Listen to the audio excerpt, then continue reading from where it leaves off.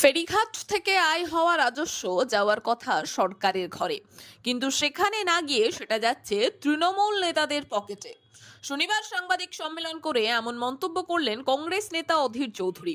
দীর্ঘদিন ফেরিঘাট নিয়ে এমন সমস্যা চললেও এতদিন নীরব ছিল বিরোধী রাজনৈতিক দলগুলি। এবার সেই ঘাট নিয়েই সরব হলেন অধীর চৌধুরী। এদিন সাংবাদিক সম্মেলনে দমকলের 19টি ঘাটের দুর্নীতির প্রসঙ্গ টেনে কি বললেন তিনি, চলুন শোনাবো আপনাদের। আমার কাছে খবর এসছে যে দমকলে যে পঞ্চায়েত সমিতি তাদের হাতে 19টা ফেরিঘাট আছে। এই 19টা ফেরিঘাটের টেন্ডার ডাকা হয়, টেন্ডার হয় না। ডাকা হয় কিন্তু হবে না, কারণ টেন্ডার হওয়ার আগেই একটা করে হাইকোর্টে কেস ঠুকে দেওয়া হয়, স্থগিতাদেশ নিয়ে আসা হয়। যারা স্থগিতাদেশ আনছে তারা বেনামে সেই ফেরিঘাটগুলো পয়সার বিনিময়ে কাউকে না কাউকে দিচ্ছে, এবং তার ব্যবধান হচ্ছে 15 দিন অন্তর অন্তর, 10 দিন অন্তর অন্তর। 10 দিনের মধ্যে এত টাকা, 10 দিন পর আবার যে বেশি টাকা দিবে তাকে দেওয়া। সমস্ত ঘটনার পিছনে তৃণমূলের নেতারা জড়িত। আমি পশ্চিমবঙ্গের সরকারের কাছে এই বিষয়টা তদন্ত করে দেখার অনুরোধ করছি। কারণটা কি জানেন? সরকারের পক্ষেই কথা বলছি আমি এই ক্ষেত্রে। ফেরিঘাট হওয়া মানে, ফেরিঘাটে যাতায়াত মানে তার একটা আয় হয় সরকারের। টেন্ডার করা মানে তার একটা আয় হয় সরকারের। সরকারের ঘরে কিন্তু সেই রাজস্বটা পৌঁছাচ্ছে না। রাজস্বটা পৌঁছাচ্ছে কোথায়? সিধা তৃণমূল নেতার পকেটে। এখন তৃণমূল নেতার পকেট থেকে ভাগ নিশ্চয়ই পার্টিকে দেওয়া হয়, কিন্তু রাজ্য সরকারকে দেওয়া হয় বলে আমি মনে করি না।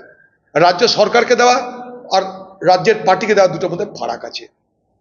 যখন পশ্চিমবঙ্গে আর্থিক অনটন চলছে, 6.5 লক্ষ থেকে 7 লক্ষ কোটি টাকা মাথার উপর ঋণের বোঝা, তখন এরকম কত হাজার ফেরিঘাট, কত হাজার বৈধ ব্যবসা অবৈধ হয়ে যাচ্ছে, এবং অবৈধ করার পিছনে একটা সক্রিয় চক্র জড়িত।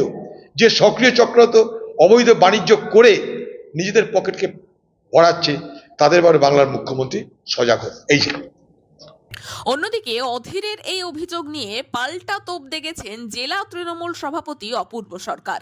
তার বক্তব্য, এসব কালচার কংগ্রেস আর সিপিএম এর। অপূর্ব সরকারের মুখ থেকেই শুনে নেওয়া যাক কি বললেন তিনি। দেখুন, অভিযোগ করাটা খুব সহজ। অভিযোগ কার বিরুদ্ধে হবে? এই অধীর বাবুদের আমলে, সিপিএম এর আমলে এই মুর্শিদাবাদ জেলায় জেলা পরিষদ থাকাকালীন তারা বেআইনিভাবে বহু ফেরিঘাট, বহু হসপিটালের ভিতরে ক্যান্টিন, ওষুধের দোকান, বহু কিছু দিয়ে গেছে। এবং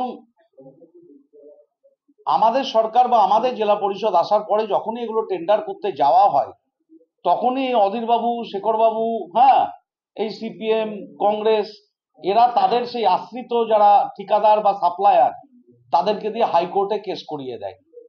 দিয়ে হাইকোর্টে কেস করে দিয়ে চিতাবস্থা রাখার একটা ব্যবস্থা করেন এরা। সবই তাদের লোক।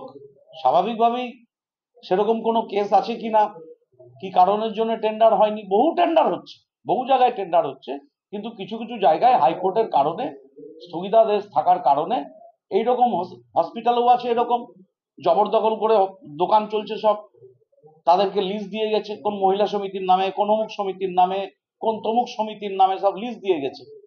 আজীবনকালের 30 বছরের লিজ, 50 বছরের লিজ এই সিপিএম জমানায় বা কংগ্রেসই যখন জেলা পরিষদ তখন এগুলো দেওয়া ছিল, এখনো সেগুলো চলছে। তা হাইকোর্টের কেস মিটলে নিশ্চিতভাবে এগুলো সব আবার অকশন হবে বা টেন্ডার হবে, যা পদ্ধতি। এখানকার জেলা শাসক আছেন, দক্ষ জেলা পরিষদ, নিশ্চিতভাবে জেলা শাসক সে বিষয়ে দৃষ্টি নিশ্চয়ই দেবে।